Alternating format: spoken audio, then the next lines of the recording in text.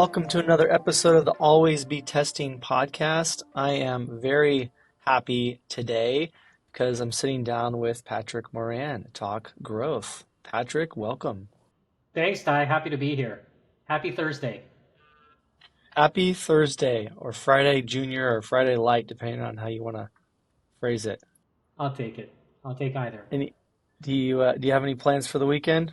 Yeah, I don't know. I don't know. This might sound controversial to a lot of college football fans. I'm flying out to Ann Arbor to go watch Michigan under the cloud of all of this sort of sign stealing sort of situations. But I don't know.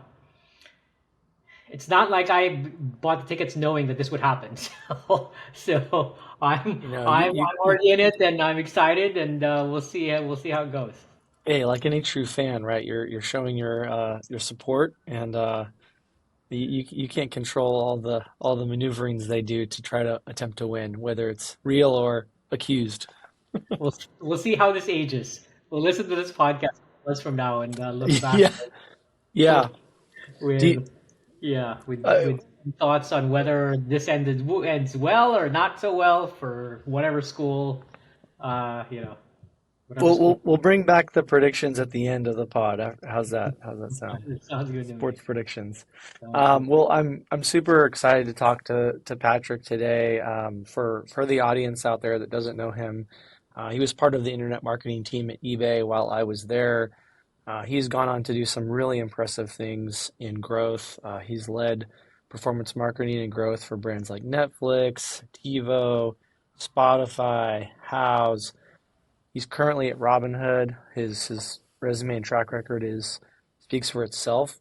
I also want to add that Patrick is part of just a great growth and product and marketing community called Reforge. One of the best created in my view. I'm a longtime student and a participant, and he was also an entrepreneur and resident at Reforge, teaching, counseling, sharing a lot of really great insights, and part of the team that put together the curriculum for just some really powerful learnings in growth and marketing and product. So definitely check that out if you have not. Highly recommend it. And in addition to that, Patrick has his own podcast called Finding Market Fit, which you should also check out. So there's a lot going on. Did I miss anything in there? No, no, that's great. I mean, at this point now, I hope I deliver some nuggets that intro, but uh, appreciate it. Thank you. it's well deserved. So growth marketing, how has it evolved in your view? You've seen so many things change from your, internet marketing days, which feel like ancient history at eBay, to growing teams, to building channels, to looking at kind of like there's so many things to talk about, but how do you think growth marketing has evolved in your view? Yeah. I mean, it's a great question. I think it actually really mostly started as internet marketing back in the day, when most folks were trying to buy display banners, and to essentially sort of just advertise their products, right? And the form that it took was mostly kind of like print magazine, right? So I'm gonna go buy placements, and I get to sort of buy against eyeballs, and things like that. And then eventually, sort of that evolved into, uh, you know, basically paying on a cost per click basis, right? So, back before I think Google ended up buying this company called Overture, which is called Go.com, or yeah, I think it was Go.com, where they were charging cost per click on search results. And that I think sort of led to, or the initiatives led to, okay, well now we can actually track, some of these initiatives, right? As opposed to trying to make, some type of correlation between an increase in eyeballs to sales. Now it's like, okay, well, I can now correlate or derive a much stronger correlation to clicks and sales, right? And then I think, obviously from there, the technology just got a lot more sophisticated. And then you had, things like programmatic display coming along, where all of this inventory, right, from display banners, sort of started to enter kind of like a stock exchange, and you had all of these agencies bidding for some of this inventory practically real time. I think the challenge back then, maybe around 2008, 2009, was that you now had a mobile device, and the proliferation of mobile now meant that you had a multi-device sort of situation on a per user basis, right? So before it was just I have a desktop and then I potentially have a laptop at home. Now it's like I have a desktop, potentially have a laptop at home, and then now I have a phone. And so it's like, okay, well, am I, overlapping? Am I, hitting the same person over and over again? And I think that was a challenge with programmatic display. And so until Facebook and Google came along and were like, you know what, we're going to tie this all to your email address. And I think that's one of the reasons, I'm not saying the only reason, but one of the reasons why they became so massive is because they were able to sort of generate all of these properties with significant levels of traffic, and then marry essentially, desktop and mobile together. And then so now, that's sort of proliferated, and now you have like a handful of different other platforms like TikTok and Snap, and it's certainly gotten a lot more. The advertising space has gotten a lot more sophisticated, but that's the acquisition portion. I mean, there's also the retention portion that I think over the course of the last 5 or so years has also started to grow. When you had companies like Braze and Iterable and some of these messaging platforms come through the ranks, because before then you had a lot of these B2B email only platforms. And so once you started to introduce like, algorithmic type messaging and things like that, and you're on Instagram and you get, a certain message on a certain periods of time, it now ties to sort of retention. So now you kind of see full funnel, where it started out, I think, as an acquisition play or an advertising play from, some like the Procter and Gamble's of the world back in the day to now where it's actually like, okay, well, it's much more data driven, and things like that. So hopefully that's helpful. I mean, there's a lot of information there, but that's, Yeah, it's absolutely. You kind of touch on the acquisition and retention, areas of growth, if you will, and um, maybe it would be interesting to hear like how you've viewed those, and maybe where like retention's an interesting one where I think it didn't get enough airtime until perhaps later than it should have from some marketers, and I'm maybe curious to hear your perspective on retention, how you've approached it. Um, Maybe some of the folks that seem to be getting it right. Obviously, it's become kind of a table stakes requirement in growth, but maybe you can elaborate a little bit on retention because I don't think it gets maybe enough airtime on this pod. I don't know if it gets enough airtime for some brands and some individual marketers, but I'm curious to know what your thoughts are on it. yeah. So I guess if you take a step back, right, and you try to sort of define the formula for growth, um, it really is, I mean, at its most simplest form, acquisition plus retention minus churn over periods of time, right? So over one period versus another period, and that's essentially your net growth, right? And so this, I mean, if you look at subscription services, or other software, more SaaS level companies, um, you know, maybe you can kind of like take a little bit of a different approach for e-commerce, but for a lot of those companies, that's generally speaking, that's the formula. Now, I mean, you could certainly make it a lot more sophisticated. You could say, you know, like MQLs, and then sales led, and then activation, engagement. Then you can break out engagement to various cohorts, and then you can have various churn rates by cohort, et cetera, et cetera. But generally speaking, at the highest level, it's acquisition plus the people who came back minus the people who left. That's growth, right? And so, generally speaking, for the most part, on the acquisition side, just advertising and marketing were just so synonymous with each other. That's really the world that they played in. And for the most part, product owned retention, right? So whatever that meant, right? Whether it's you're communicating to your users on the platform, you're sending them emails, you're sending them push notifications, because it's very much part of the product experience.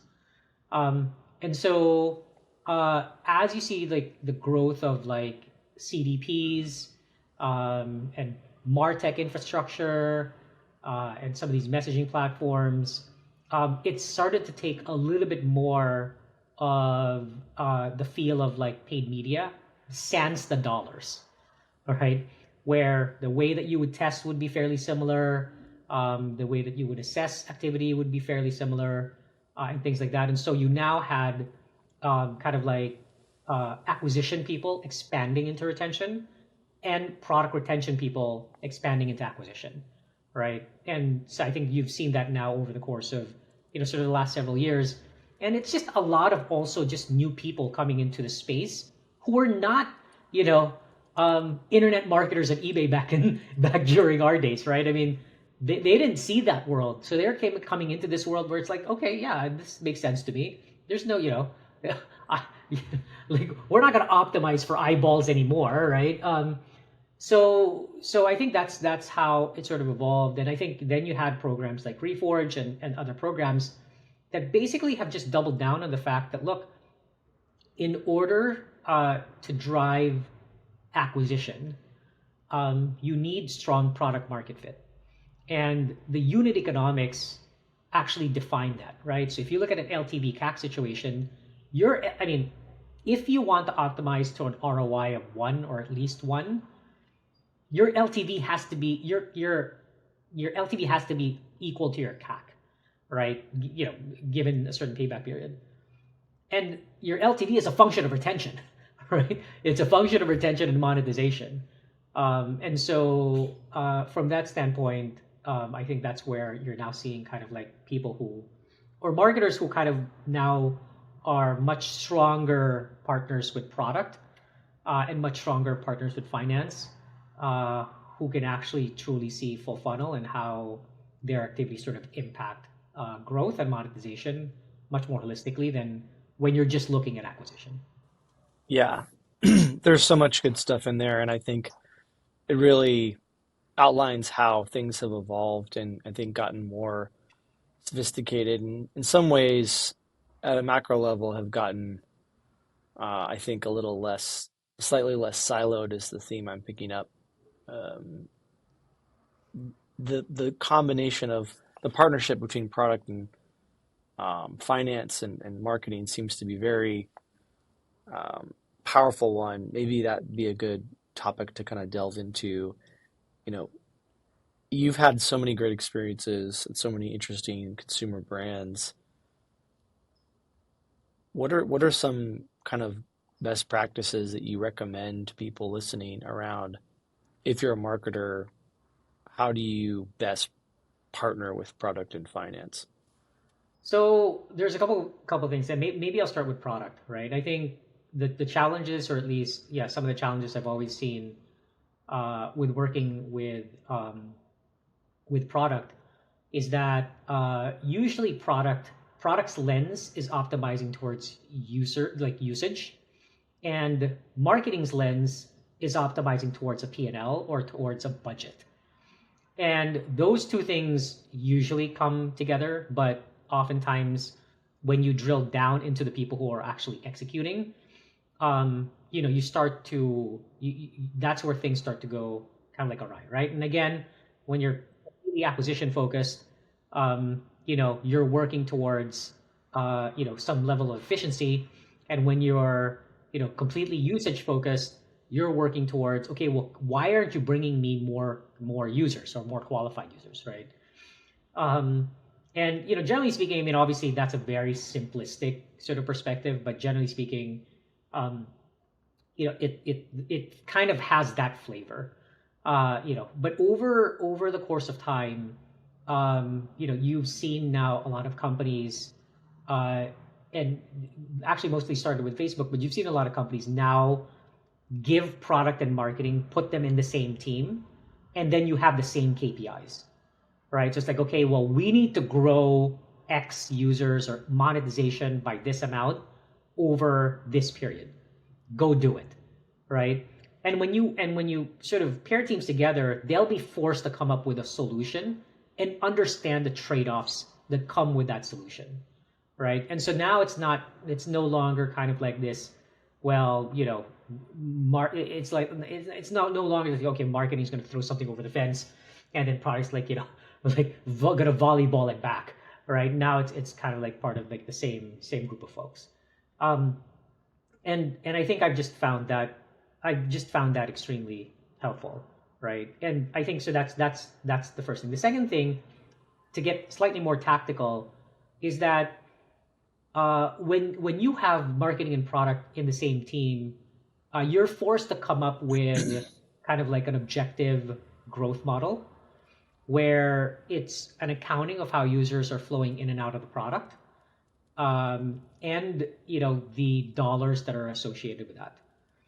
And once you have a holistic and kind of like objective map or model that both teams can work against, then you're now working off the same map, right? You're not just working off of the product strategy map or the brand strategy or the marketing strategy map. You're working off of the same map, right? So, and Reforge actually in the growth series talks a lot about like the growth model, right? There's the quantitative growth model, which is an accounting of how users flow in and out, and then there's qualitative growth model, which is a description of how your product grows, right?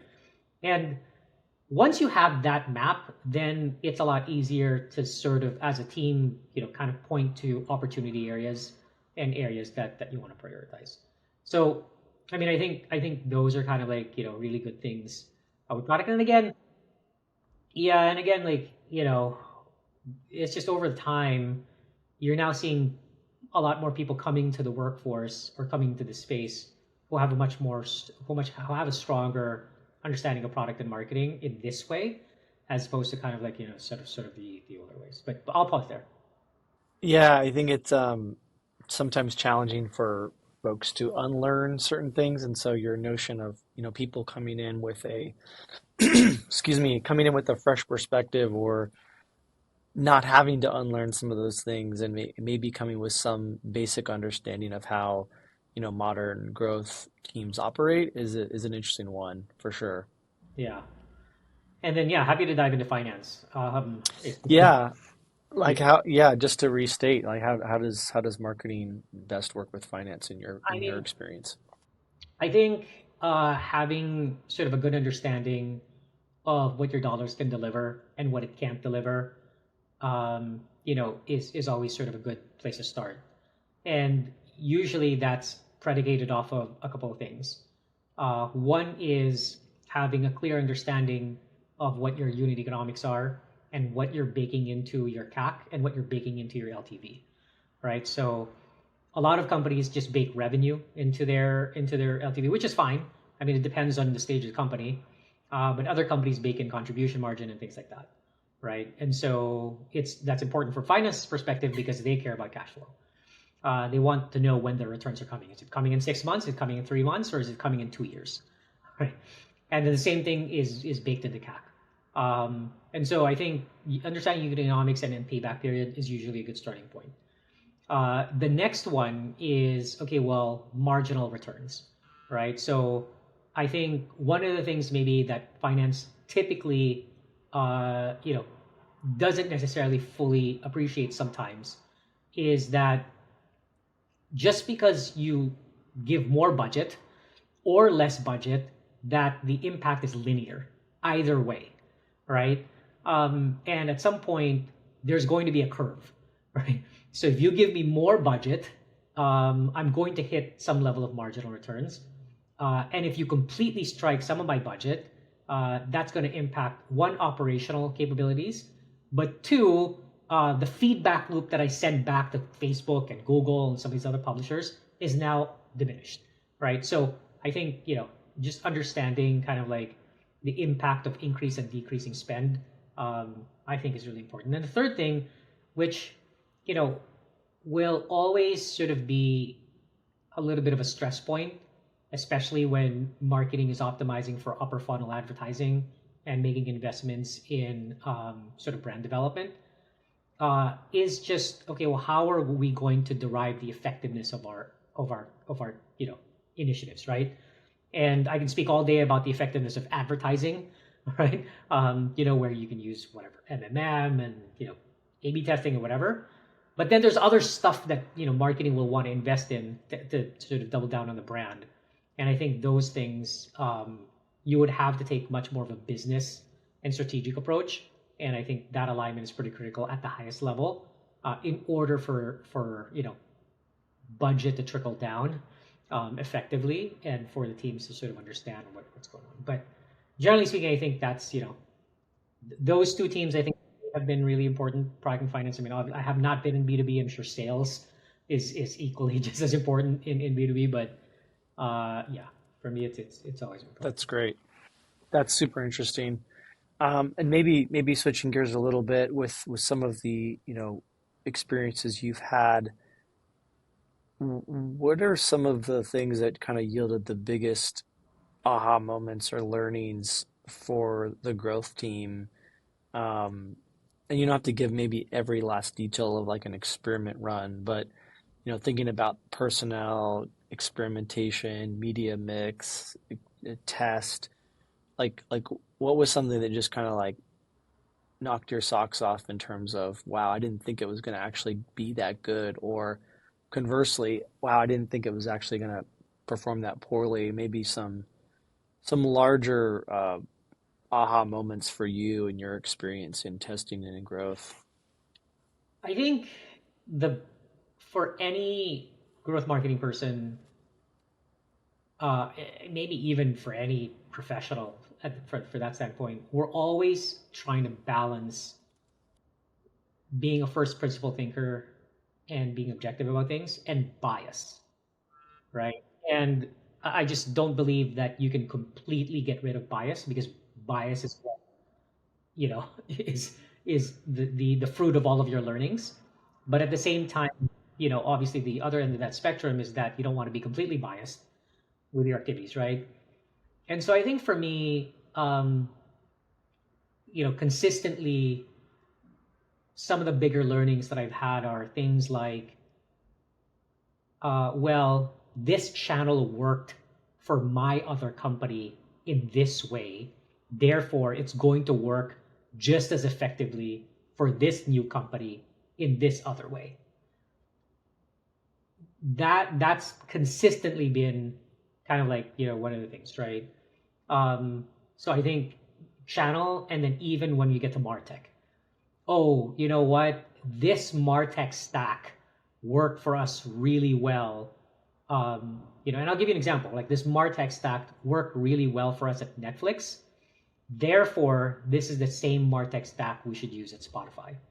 And as similar as those companies might seem at the surface, they're two very different companies. One is a pure subscription company, the other one is a freemium company. The other one, optimizes towards a 10-foot screen, like a screen that's 10 feet away from you. And then the other one optimizes for a handheld device, right? Like, it just, there's, once you dig in, and then there are different stages, right? When I was at Netflix, they were, I don't know how many years old. And when I was at Spotify, it was pre-public, right? So it just, what works for something does not necessarily work for it. So I think that's one. The second is, especially when you're planning, the level of bias on how quickly you assume you can execute, perfectly, is one of the things that I'm always kind of like on the lookout for, which forces prioritization, right? Because I know that we're not going to be able to, optimize 10 channels at the same time, including email and push, but maybe we can, get push off the ground, in a quarter or something like that, right? And this leads to a lot of sort of consternation, because it's like, oh, you know what? We tested TV, it didn't work. Well, did you really test it? I mean, or did you just reuse some YouTube videos, port it over to the trade desk, and then, essentially get, suboptimal sort of results, right? Like, these are things like, so, and then the same thing like with TikTok, like, oh, TikTok's not working. Well, did you really test it? Or did you just sort of reuse, Instagram Reels, content, and then didn't give TikTok enough time? Right? So like, so I think that's maybe kind of like a second one.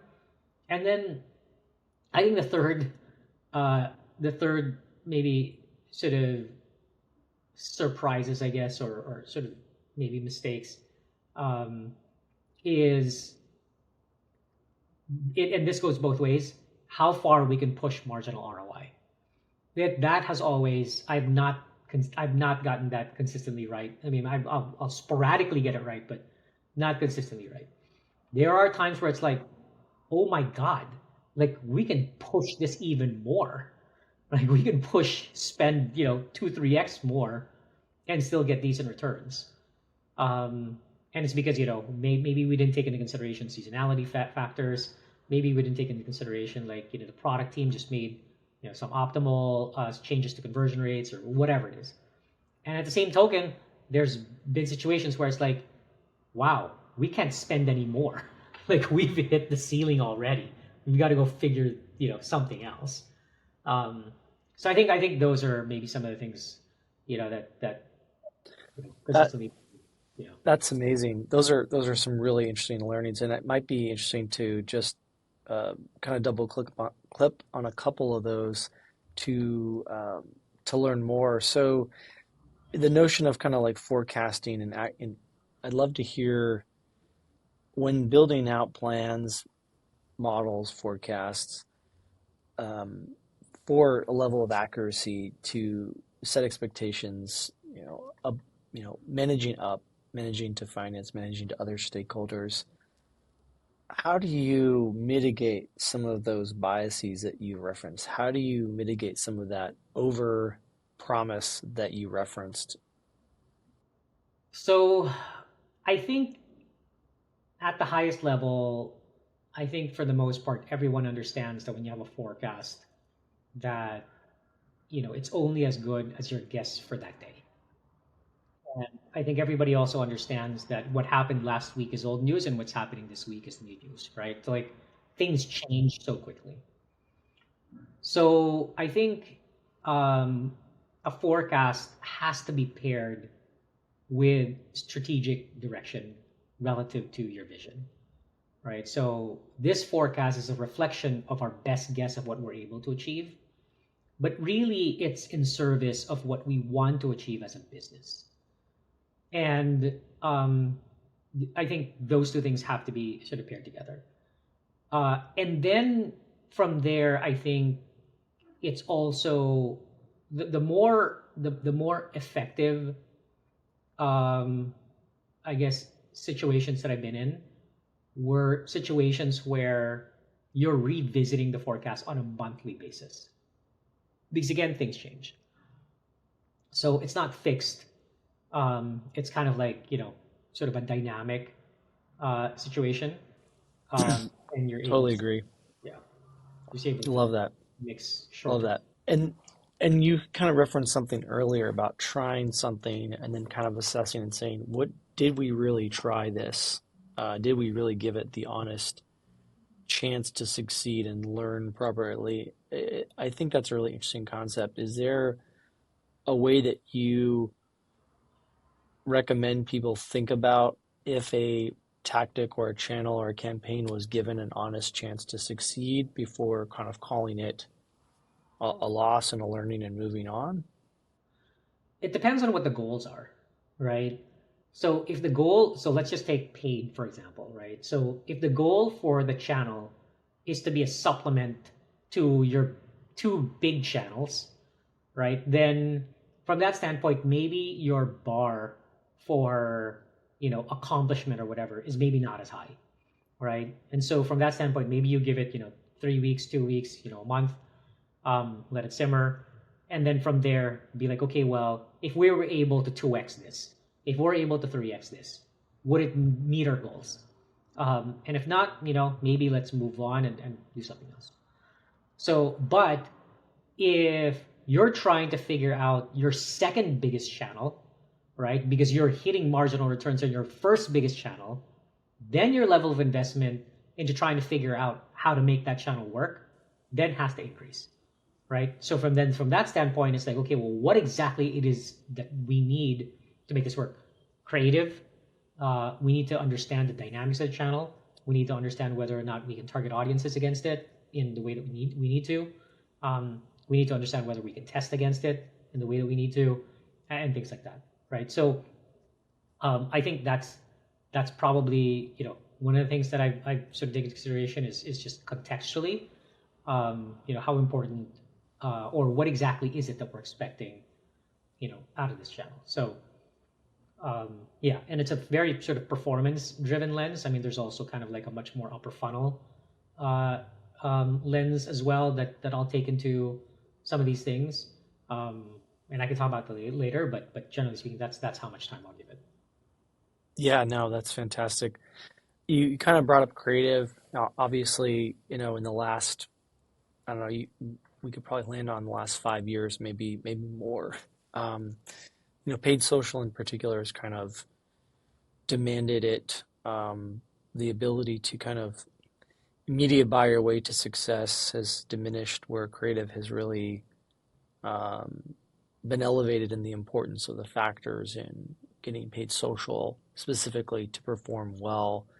Not to get too minute, but you kind of mentioned creative. I'm just wondering from like and it obviously can span into multi-channel, right? Not just paid social, but like how have you, leading acquisition, leading growth, how have you kind of set up for success to kind of think about creative in the right way, in the right volume, with the right types of tests? I'm curious to hear maybe how you've approached that or how you are approaching that. Yeah, so creative's definitely been a lot more important, especially over the last few years for a few reasons. One, on the publisher side, they're taking on much more of the algorithmic bidding. So back in our day at eBay, we were doing our own bidding on a per keyword basis, and taking that control out of Google. Now Google's like, you know what? We have this thing called smart bidding. You can't do that anymore. We will essentially dictate, uh, you know, where your inventory is going to go, et cetera, et cetera. You give us your parameters and your campaign structures, and et cetera. The same thing with Facebook. So creative's definitely been really important from that standpoint. Um, so there's a couple of things. One is that I think there's maybe a dozen or so creatives that can run at the same time on paid social, and ultimately, uh, you know, platforms like Facebook or even TikTok will optimize towards the best serving creatives. So from that standpoint, you're just pumping in creatives, over maybe 2 or 3 week standpoint or sort of frame, and then it just continues to learn until it starts to get stale, and then you kind of like replace it. Um, I mean, you can break it out between video and static, and some of the best sort of creative agencies out there, especially for video, are able to split your video into 3 or 4 parts, and then iterate on each part, right? So the entire video is maybe 30 seconds or 15 seconds, but they have different versions of the first 5 seconds, different versions of the next 10 seconds, and then different versions of the last whatever 15 seconds, right, or whatever it is. um, I think a lot of companies have gotten really good at this, or a lot of like, sort of creative agencies have gotten really good at this, and I think it's just a matter of being able to sort of test a lot of this as well, right? So I think that's really important. The other thing is, um, people come to different platforms for different reasons, and so what might work for the same person on Instagram might work or not work for the same person on TikTok, just because expectations are a little bit different. So I think being able to tailor your creatives, relative to sort of channel behavior, I think is going to be is pretty important. So yeah, I can't stress enough the importance of creative, especially these days. And it's interesting because you're now forcing, or it's not kind of like a forcing function for marketers to really think about the brand more, than they have before, and it's not just sort of a set of numbers, but. Yeah, is there a trend or tactical or channel that you're kind of you think is maybe underutilized or underrated? I know that's a bit of a general. It's hard to apply to all all brands, but just generally, is there one that you kind of think people sleep on a little bit and don't realize its value? from a channel or tactic or campaign perspective? Yeah, I mean, I think it would really depend on that. That really depends on the company and the competitive set of that company. I guess, if you want to take a sort of a broad brush, right? I mean, obviously, most companies from an acquisition or a paid media standpoint will always use Google and Facebook to some degree, and then you have the usual suspects, right, with TikTok and what have you. Hmm. But I mean, remember, people still listen to the radio, you know. Um, you know, uh, people still see billboards outside, right? And so, people still get mail, right? And I'm not saying those work all the time. I'm just saying that, there are other ways that people consume information. People consume information through podcasts and through newsletters and things like that, right? So there are other ways, to reach your consumers. I guess just having a true understanding of the behaviors of your consumers, I think, is extremely important, so that you're not just sort of relying on Google and Facebook 100% of the time. Uh, Yeah, but the love it. programmatic nature of some of these channels, I think, has allowed people to buy them with much more conviction. Yeah, I love that. Very cool. Um, in Reforge, there's a lot of discussion around kind of alignment across teams, getting buy-in from leadership, um, the notion of managing up. Um, Before we get into some funner topics, I'd love to maybe wrap up with this question of how have you found success in managing up and aligning expectations around shared vision, language, maps, as you referenced earlier? I'd love to hear how you've approached that and how you recommend people approach that. One of the mistakes that I made for many years is assuming that what my boss tells me is the only thing that matters. Um, and what I've started to better understand is contextually, where is my boss in his or her career journey? How is he or she positioned within the company? And if I were in that position, what would be important to me? And then I'll layer on the verbal communication. But then at the same time, that gives me more context into understanding what's important or trying to understand what's important. I think having that level of empathy is so critical because at the end of the day, she or he is also just a person who is also just trying to be successful, right? So I think that's important, and then I think layered on to that is just, and it's one of the reasons why I've had a really great time at Reforge and doing this podcast is because I get a view of what exceptional marketing looks like from other marketers. So then when I layer that on to what my boss is trying to do, it's a lot clearer to me, right? And so from there, I have a better way to provide support.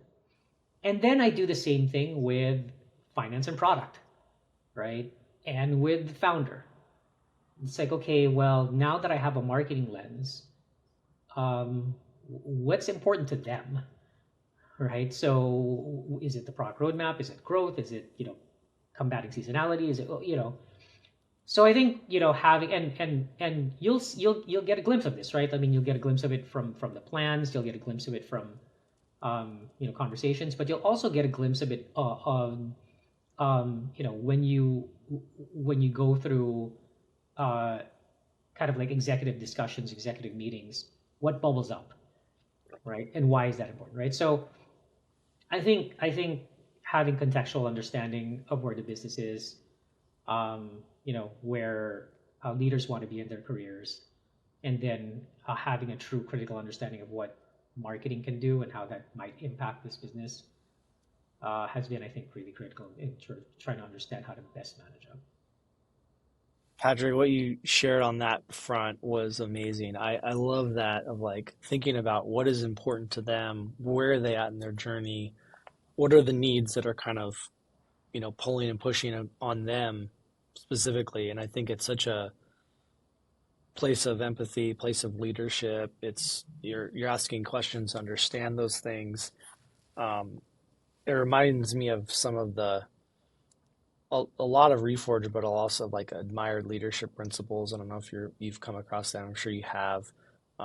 I really love that. It's one of my favorite parts of this conversation. I just think that um, everyone can kind of feel like that everyone on the team is very much a human dealing with their own things in their career and personally. And I think coming from it from that lens makes you probably much more effective at managing up and supporting one another. Yeah, I mean, I think one of the biggest mistakes I've made in the past was just trying to enforce my mental map on what the leadership team should be doing based off of, books that I've read or discussions that I've had or what have you. But the thing is, like, you have to understand, or at least I've consistently realized that this is a dynamic place. They're also people, and just getting a true understanding of contextual relevance and where they are. It's Yeah, right. So I have a lot of respect for that empathy and also just intellectual flexibility. You're not trying to enforce a map on someone else. That's a really awesome thought.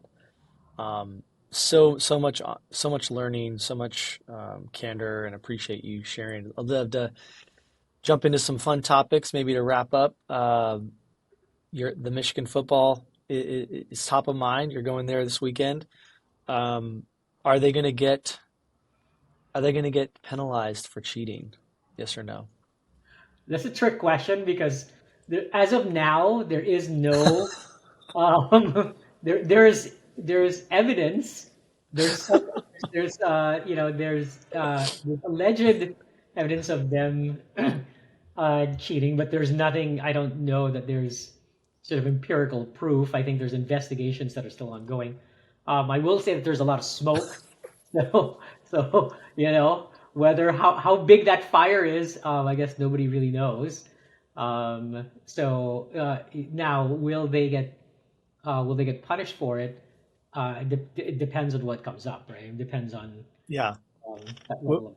what, What I will say, however, is that if there is evidence that other schools are doing the same thing, then I think uh, the the reaction of the Big Ten or the NCAA or whatever, um, you know, should be appropriate to a lot of these things. But I, I'm just a yeah. marketing person who is You're completely just a outside of fan. this. Reading What whatever I can read from ESPN, whatever other sources. So, you know, are they going to silence the haters and win it all this year? yeah, I think so. Again, Woo! this might age, but I think so. Um, I have not seen them this good. Now, again, people can argue, well, the reason why they're good is because they're stealing signs or what have you.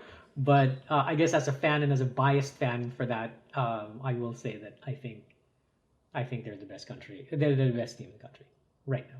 I, I'd love to see it. Love to see it. Maybe a UT Michigan showdown would be. I wouldn't hate that just personally.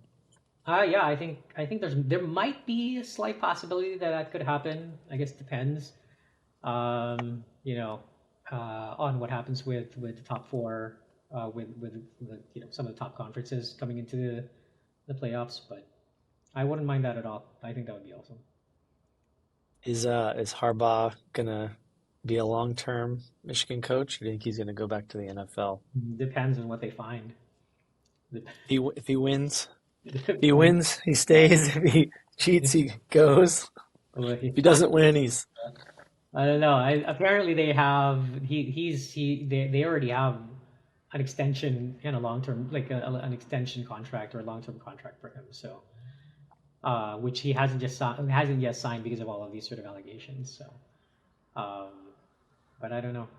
Yeah, Stay your best tuned. as good as mine. Patrick will be on the next episodes to maybe in a few months from now or later on to see how it ages and to revisit these predictions. Love it, love it.